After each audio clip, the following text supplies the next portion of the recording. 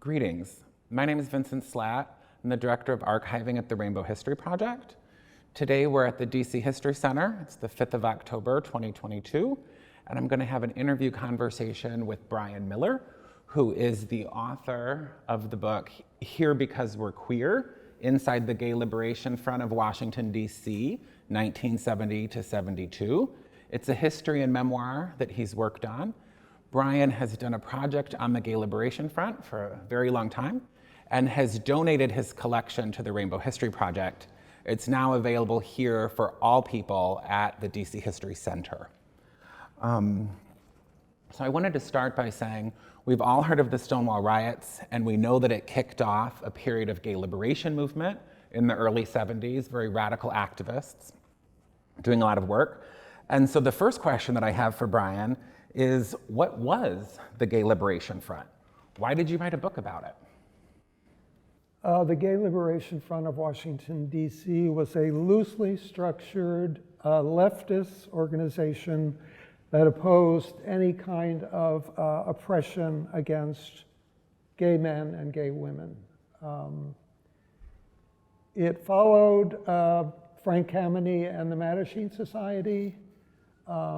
Frank Kameny and the Mattachine Society were interested in pushing for civil rights for gay people, and GLF basically rejected that idea as maybe antiquated or something, and decided that they were rejecting everything that society had pushed on gay people.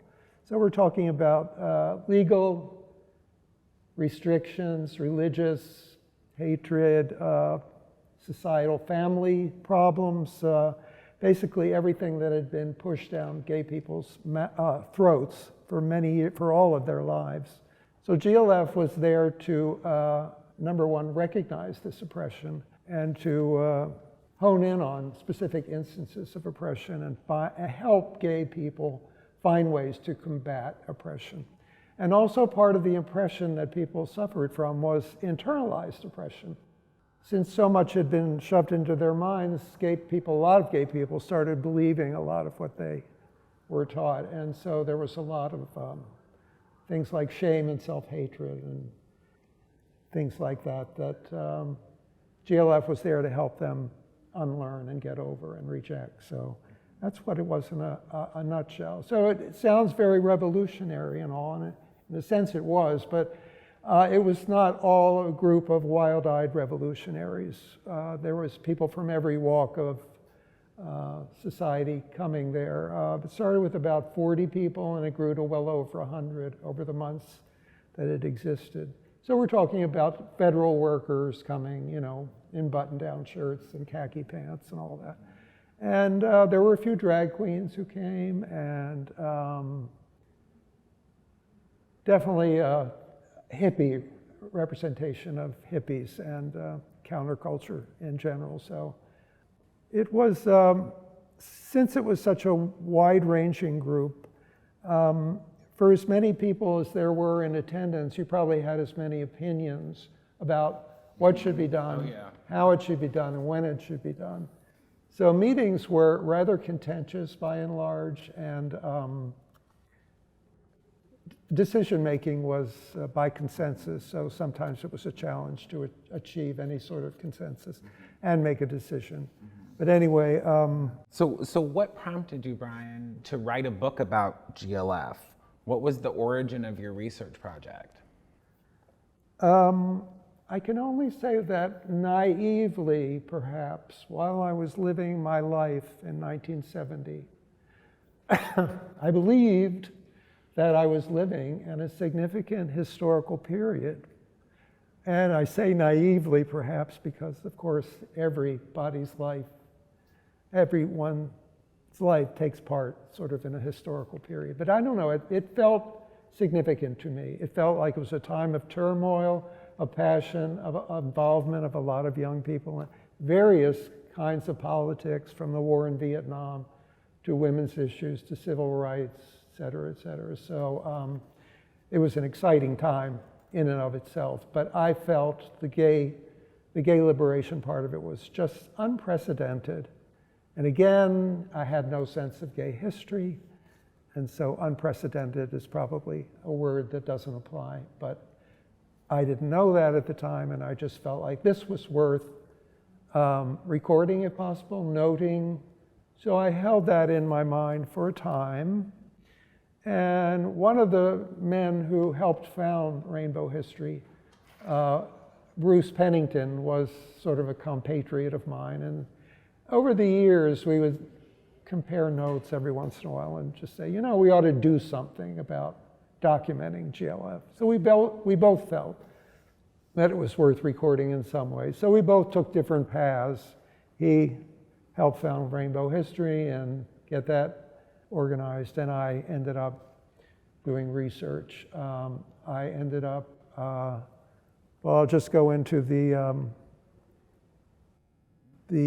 reunion. Yeah, why don't you tell us, there was a Gay Liberation Front reunion that took place in the early 1990s. A whole cast of characters got together. It is recorded and available from the Rainbow History Project YouTube page, so you can find it there. But why don't you tell us a little bit about that, Brian? Well, it was a big party, and it was calling together of sort of the clan. It was in 1993, and it was in someone's home, Bruce's home, actually. So it was videotaped and all that are filmed, and it was noted during that evening that AIDS had taken quite a toll on a lot of the gay pioneers, and this was 93. It was really the height of suffering, basically. And so I started to mull that over, and indeed one of the people that I knew from the old days, I knew that he was living with AIDS at the time, and so I decided at that point I would start recording oral histories, and I started with him. I approached him and said, you know, can we do an oral history? And so he agreed, and that was sort of the start of a very long series of oral histories over the years. So, and at this point, you have over 60 oral histories in the collection, right? Something like that. Yeah, so you've gotten a lot of stories from these people. It's great.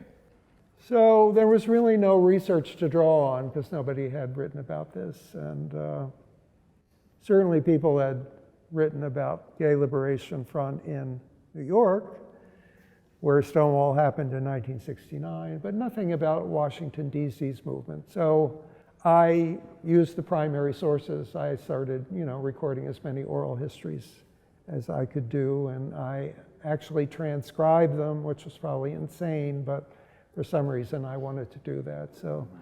So how did you collect the rest of these materials? How'd you get your hands on those court records? What were you doing getting all this material that's in your collection?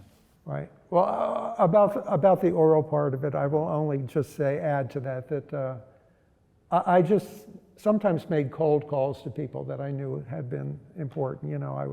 I tried to write them a letter or something, but often I would just call them out of the blue. So a lot of people were somewhat startled to hear me asking about Gay Liberation Front, but anyway, most everyone was very cooperative. It's amazing.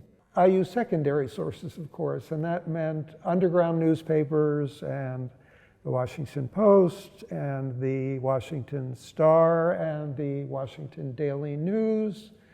So I spent a lot of time at the Library of Congress for these underground newspapers. Everything was on microfilm. Papers you never even heard of, I would go through them and just look for any glimpse of gay liberation activity. But, Liberation News Service had a lot of information on that, and Quicksilver Times regularly carried stuff on gay liberation activities. But as far as the Post goes, they had indexed themselves as far back as 1971 at the time I was starting. So that was sort of partially a problem because I was really starting in 70 or thereabouts and even going in a little earlier. So basically I ended up sitting at the Library of Congress or the DC Library just going through rolls of film day after day through at least 2 years of Washington Post. And if you've ever done anything like that, it's literally a dizzying experience. You can make yourself sick from staring at this. But I did it, and I did through film of the Star, and the Daily News was only in hard copy, so I went through the Daily News too. So did that. What else was there? What about those court records? I know. You know I want to hear that. I was doing some research on the case of the DC-12, and I won't get into that, but suffice it to say that 12 gay men had been arrested for trashing a straight bar when they had been refused service there. So they were angry and they got arrested. And so there was a case coming up. So I went there. I don't know if I found out they had records in advance. I don't know how the process worked. But I showed up one day. I was on my way to work at the Post for a night shift. I worked at the Post for a while. And so it was winter and I had a heavy coat on and everything. So the woman finally disappeared into the stacks and came out with a stack of 12 legal size folders. So these were the jackets for the 12 defendants. So she said, you know, there's a Xerox machine over there, you know, and you have to drop coins in it and everything. So I'm sitting there going, oh my God, how am I going to do this? I have not enough money, blah, blah, blah, everything. So while I was doing all this, I guess I was hot or something, so I opened my coat and opened my scarf, and my Post ID on a chain around my neck fell out, and she looked at it and went, oh, you work at the Post. So I couldn't deny it. I knew she was making an assumption that I was working officially on something for the Post. But I said, yes, I am. So she said, well, here, you can use our office copy machine for free, of course, and copy to your heart's content. I was alone in this room with these 12 jackets, so it was a stroke of good fortune. Just to follow that up, it was not the gold mine I thought it was going to be. It was basically a day-to-day record of what, you know, the lawyers were saying and doing for each of these defendants. But there were little bits and pieces of personal information that I was able to glean from that. So it was a worthwhile thing. But I lucked out in that regard. And it's good records because you discuss that well in the book, what happened with the case, but also those records are now part of the collection here, and researchers can use them. So I have Xeroxes of all that. So let me switch gears a little bit here, Brian.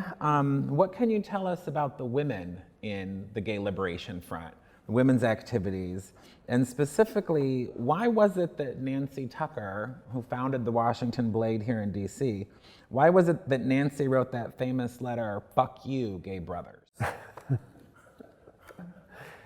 Well, Nancy was in part reporting for the Blade on the Gay Liberation Front, so she was there sort of in an official capacity, but she was there as a gay woman and she was interested in all this stuff. So she said about a quarter of the original attendees were women, and rather quickly the women vanished. And so in a matter of weeks or months, you know, there were no women except Nancy left. And she kept coming. Now, the men did not treat the women with any respect, and the women really expected to be a significant part of the organization of this group, Gay Liberation Front. And it was just not to be. They were interrupted.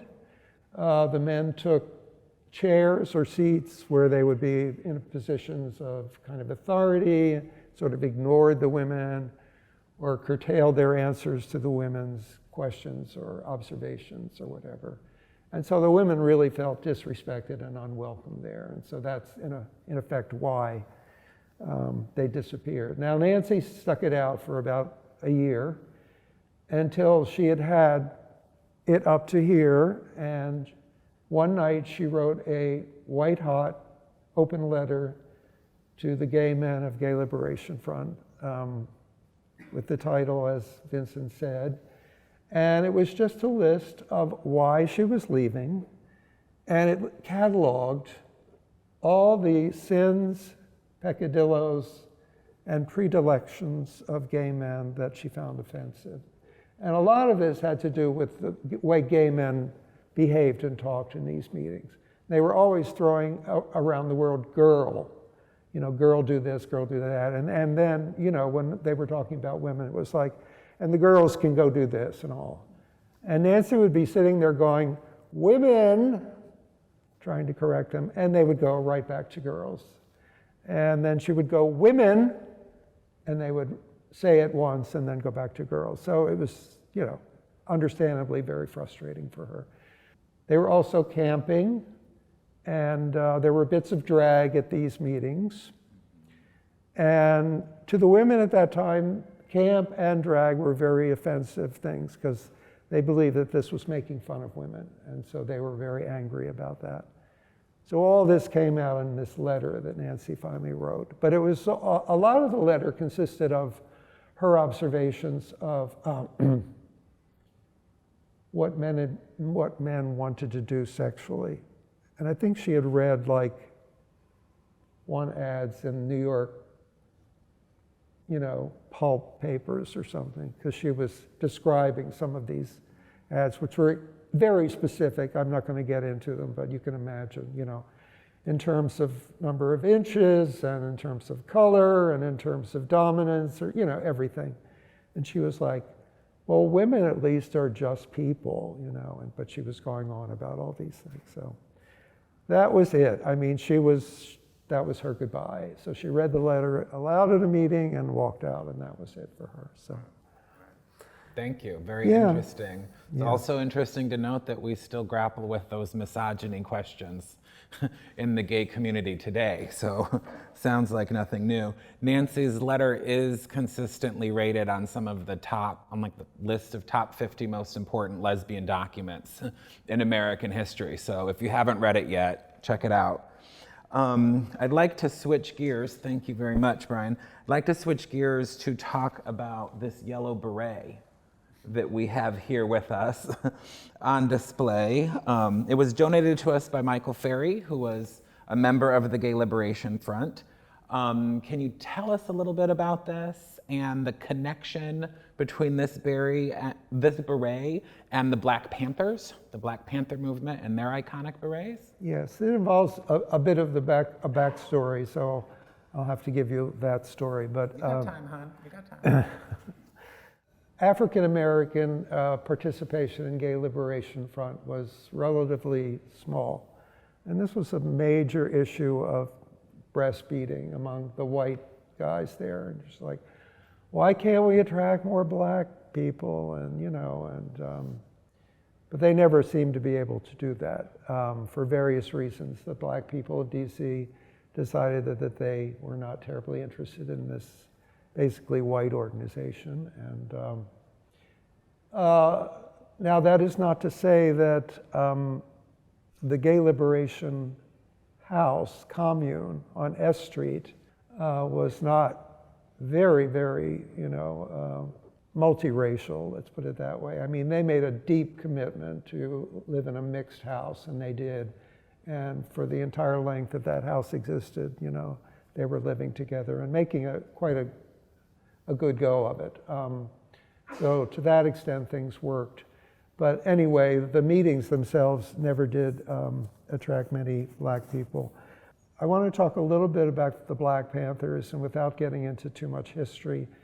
In 1970, the Black Panther Party decided that they were going to have a national convention of oppressed people, oppressed groups of various kinds, to write a new US Constitution. The US Constitution, and I have to quote this, was written by slaveholders to serve the interests of those who oppress black, brown, and poor people. So anyway, they invited all kinds of interest groups, not only Black Panthers and other black groups, but SDS and anti-war groups and not women's groups, excuse me. They didn't invite women's groups. Latinos. And at that time, you know, there were high school groups. Everyone seemed to have a group, you know. There were probably high school Trotskyites against Maoism, or so, you know, it was really fine-tuned at that time. So there were dozens of groups. Anyway, everyone, you know, was to come together in various sessions and raise their demands and write them down and then present all these demands at a grand finale meeting in Washington, D.C. in November of 1970. Now, all this was well and good. Meanwhile, the Panthers were in the late 60s and early mid-60s. They were quite a, I guess you could call them a threatening group to white people to some white people, because they wore black leather and they wore black berets and had beards and carried guns in public, which was initially legal, and I guess maybe still now is again, but anyway. And they were quite serious, and they didn't really have much interest in dealing with white people.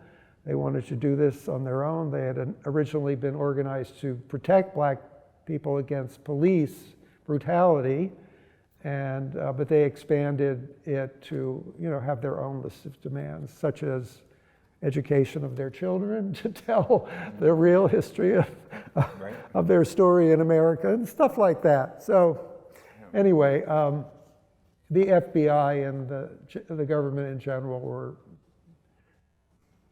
opposed to them and violently destroyed a lot of their lives along the way. But white radical groups became fascinated with the Panthers because one of its co-leaders, Huey Newton, had been put in jail for, I guess he had been put in prison for killing a white police officer. And so he became a sort of cause célèbre, and white radicals became fascinated with his story. And anyway, finally in the summer of 1970, he was released.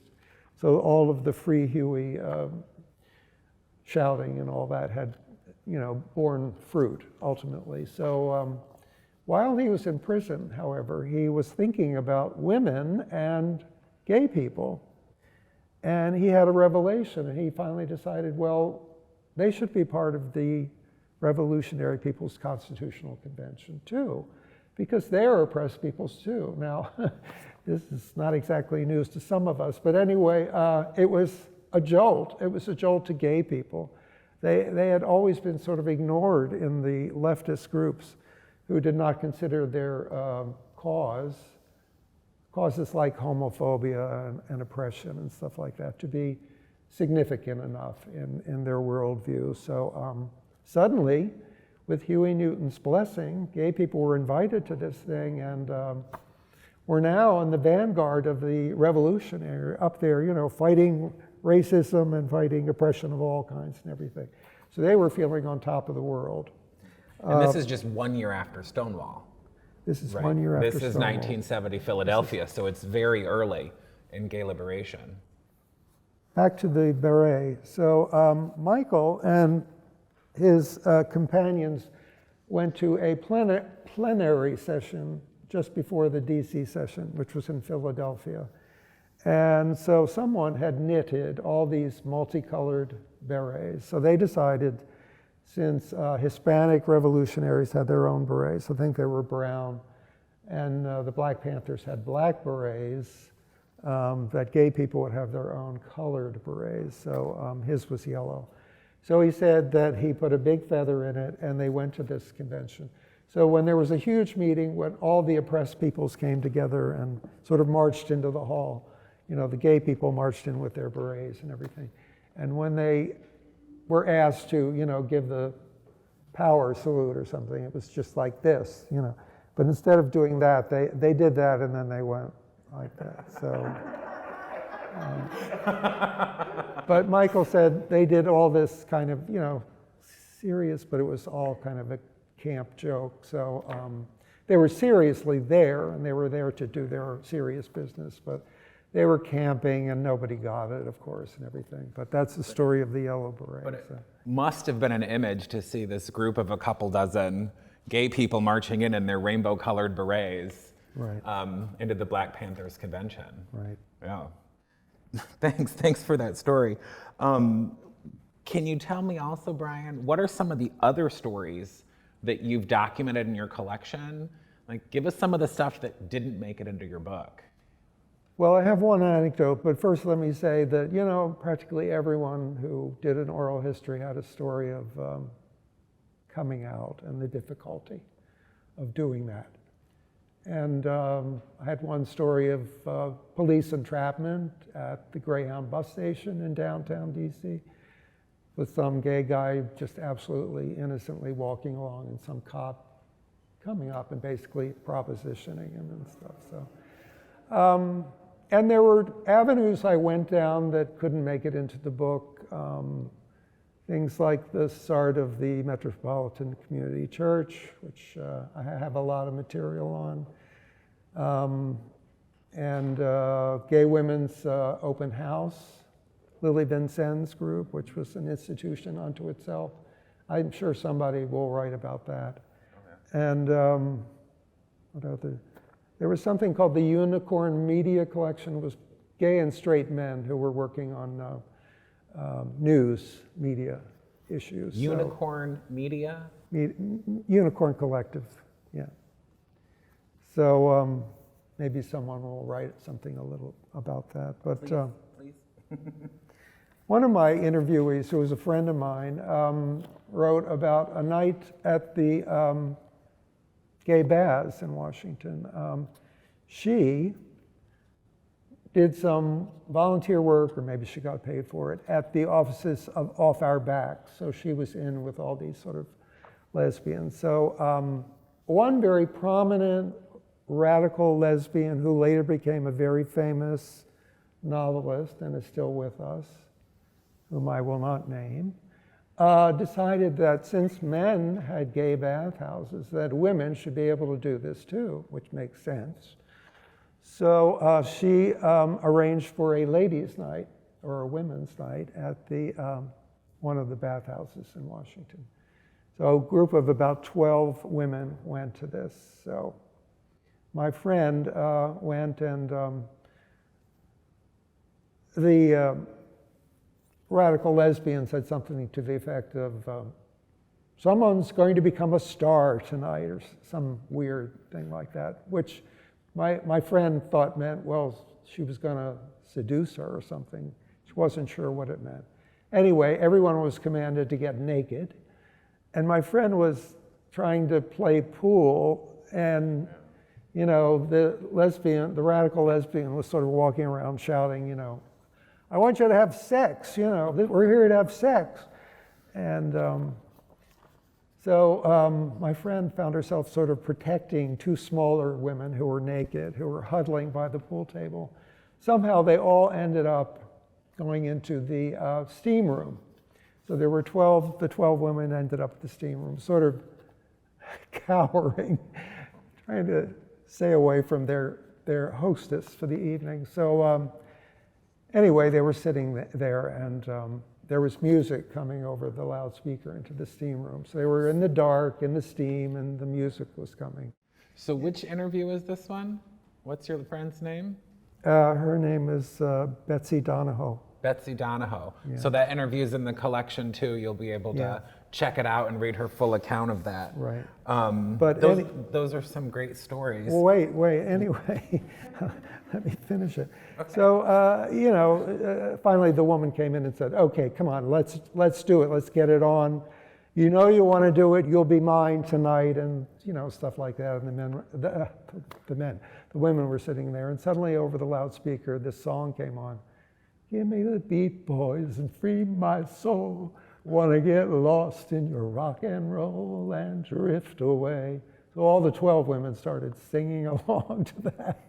And that was sort of, you know, the last straw for their hostess, who just turned on her heel and walked out. So that was about the rate of success for ladies' night at the gay baths and having sex. So as my friend said, women just don't work it that way, you know. So it was just something that. And it's great that you've recorded that piece of history. It's great to have that. It was a fun story. It was amazing. It's great having that in the collection. I'm so glad it's here. Just for our last little bit here, can you tell me just what does it mean for you to have donated your collection to Rainbow History Project? to now be included here in the archives? It means about 100 pounds worth of paper is out of my house. But more seriously, to the extent that these pieces of information and oral histories can be of any use to any researcher now and in the future, it's very gratifying. And my thanks again to Rainbow History and DC History Center for holding them, preserving them, making them available to people, and thanks for bringing me here tonight. So yeah. Wonderful, wonderful. For your last thing, do you have any message to your younger self, to the Brian that participated in GLF back in the early 70s, or anything for today's youth you'd like to tell them? For my early self in 1970, I can only say, just live your life however you live it. It was, if you ever read the book, it's a story of aimlessness and wandering and traveling across the country to start a new life somewhere else and coming back. And people were like that at that time. It was amazing. I mean, people on the drop of on the spur of the moment would simply quit their job and move to California, or move to a new apartment because they wanted to be closer to someone they were interested in, or wanted to move in with them or something. And I'm thinking now, I mean, I'm so stuck in my house, and I would never make any radical move like that. But I did it, and a lot of people I talk to, and maybe young people now do it too, I don't know. But it was just like, I wanted to indicate in my book that the sense of passion, but also the sense of blithely following some idea or love, and aimlessness, which I was certainly guilty of. I wanted to put that in the book too. So I'm hoping that sort of comes through. But as far as to myself as the researcher writer on this, which started at about 1993, my only message is get your act together, because this is the longest book project that I've ever heard about. I don't know of anyone who's taken more. I published it in 2020, 25 years, something like that, to write this thing and do it. But for young people, I don't know. I'm not really in touch with very many young people, so I don't know how they connect. My recommendation would be something we did in GLF, which was to have consciousness-raising groups where we would meet in person for a specified number of weeks, and a small group of men would get together and talk about their oppression, their coming out experiences, or anything that was on their mind. I'm not suggesting that consciousness-raising groups is the way to go for young people today, but I would say that meeting in person, face-to-face in groups, is not a bad idea, especially if you have common interests. So I don't know if people communicate by phone now or what, but I would say do that. Now, if you're interested in history, I would say please, while you're young, document things, the ephemeral things in your life, like posters and flyers from this, that, or the other. I would say think twice before you get rid of them, because someday you may regret throwing them away, especially if you're into history. Yeah, I had one interviewee I interviewed him at my house. He wanted to come to my house. I usually like to do it over the phone, but anyway, he wanted to come to my house. So we had our interview.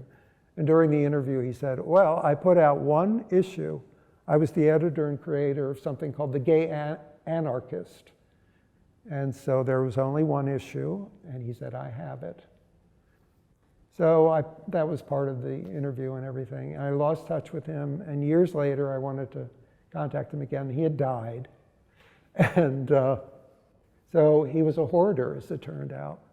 So probably all his possessions, he had no family that I know of, probably ended up in a dumpster on 17th Street, so things disappear and they vanish for one reason or another. So I would say, if you're, interested in history,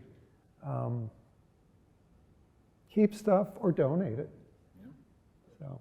Rainbow History Project is always looking for more things for our collection, so. And let us keep a know. journal if you're all interested in journaling. I kept a journal starting in '71, and it was very important for remembering stuff from that period. So I'm grateful to my earlier self for keeping a journal. Wonderful, wonderful. Yeah. Well, it's been great chatting with you. The book, Here Because We're Queer, came out in 2020. It's widely available. Get your hands on one. If you're ready for some questions from the audience, we do have some distinguished guests here. If anybody wants to ask a question of Brian, I'm glad to hear it. Yes, sir. He's asking, what were these GLF meetings like? Were they organized in any way? Did they actually accomplish anything? GLF was basically an anti-organization, and that was sort of their stance on things. Anti-bureaucratic, no officers, no membership. They just came together weekly and met for like 2.5 hours, something like that. And so basically these things were often a shouting match. They tried to impose order, but I don't know how much success they had. People were unloading, at least initially, complaining about, they got fired for wearing nail polish, or they got arrested here for doing nothing. So there was a lot of emoting and letting loose. But, decisions, as I said earlier, were made by consensus. So it probably took the entire evening to decide we're going to picket, or we're going to write a letter to this bar owner saying that they must not discriminate against women or other people they considered undesirables and stuff like that. So yes, it was difficult, but things did get accomplished. So we have a question from the audience. She's asking if the GLF movement here in DC felt very local, or if it was connected to the national movement, or how did they compare? It was very connected to GLF organizations all over the country, and New York, of course, was particularly important. So it was just a network. And in fact, DC, of course, being in the nation's capital, became sort of GLF Central for people coming into town for political activity, or just because they blew into town for whatever reason, and they would often stay overnight at the GLF commune and stuff like that. So yes, there was a network, and they published lists of GLFs all over the country, with contact information and everything. So yeah, very connected. So we have a question from the audience. He's asking about some of the terms and problems that we used to have back then that we're still in conflict with today, and wondering what kinds of changes or things you've seen happen. Well, I'm probably the last person to opine about what's going on today, because I'm so out of touch. I don't really go out to, I don't know, there are some gay bars, I guess, but I don't go out, so I've kind of lost touch with people in general. But I know that, with the advent of drag queens and, their popularity and everything, I know all this kind of drag terminology is still very current and everything. But, and I think in terms of how the women dealt with that, well, they went their own way, number one.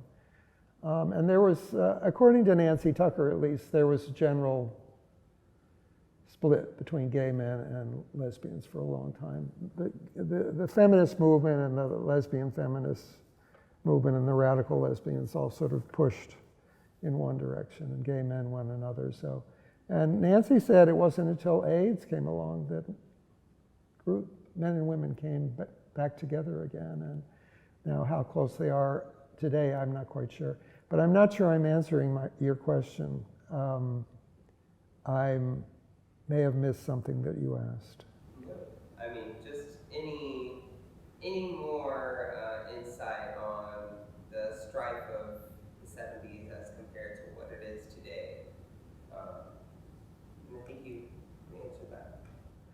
Well, it was much broader in the 70s because everyone was anti-war, and so there was a lot of anti-war stuff going on. And so even when there was a great anti-war demonstration in 1971, May Day 71, gays, of course, had to be part of that, but it wasn't a gay issue in particular, it was a war issue. So I thought the times then were pretty confusing. There were so many choices to be made of where you wanted to put your energies and what you wanted to join and stuff like that. And then, of course, people had lives to live too, so, and jobs sometimes, when they weren't wandering across the country. So it feels to me today, for whatever reason, I'm not sure what the reason is, that we have fewer, I guess, major issues, but I could be wrong. You know, race, of course, still hangs over us and tortures this country, and I don't know if or when that will be resolved to people's satisfaction, but, and women, of course, are still marching forward with their own struggles, and Hispanics, Latinos, I mean, we have a large number of interest groups now, but I felt it was much more detailed and much more confusing at that time. Just like everyone, a new one seemed to spring up when two students were talking in high school recess, you know, suddenly they were marching and stuff like that, which I'm not sure happens now. I mean, gun control is a huge thing now for young people, but that was not even on the map back then, so things do change, but some stay the same. And some say the same, yeah. So. Well, thank you for those thoughts, Brian. I just want to thank you for your research project, for donating that material to the Rainbow History Project, for your phenomenal book. Thank you for coming to speak with us today. I'm really grateful and for knowing you all these years and all the help you've given us for our project. So thank you for all of that. I'd also like to thank our partners here with the DC History Center for hosting the Rainbow History Project archives, inviting us to do this event today, and also our wonderful videographer, Irene Rojas from Small Wonder Media, who's making this entire recording available. Thank you, everyone. Thanks for your participation. Check us out, Rainbow History Project. Thank you.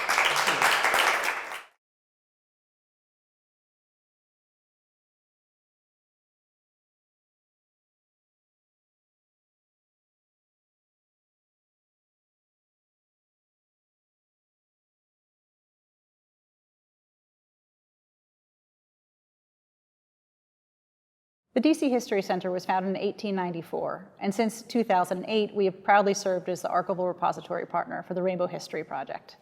Through this collaboration, collections come into the Rainbow History Project and then make their way here to the Kiplinger Research Library, where any and all who are interested in learning about DC's LGBTQ community can access them. Through joint internships, public programs, and of course this research access, this collaboration is integral to the DC History Center's mission, which is to deepen understanding of our city's past, to connect, empower, and inspire.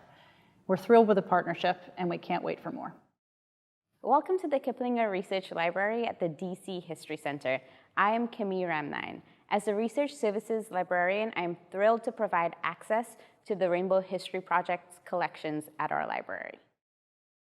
Hi, my name's Jeff Donahoe, and one of my volunteer roles at the Rainbow History Project is to head up our oral history collection. Right now we have about 400 sound files, which are stories told by ordinary people about ordinary experiences in our community, and we grow every month. These firsthand accounts are very important because they're stories that may never make it into textbooks, but are still important. There are 3 roles that you can play. You can be a narrator, which is the person who gives their story. You can be a volunteer interviewer, who are the people who take the stories. And also we have lots of room for people who can help keep our collection of about 400 oral histories accessible to people in the community.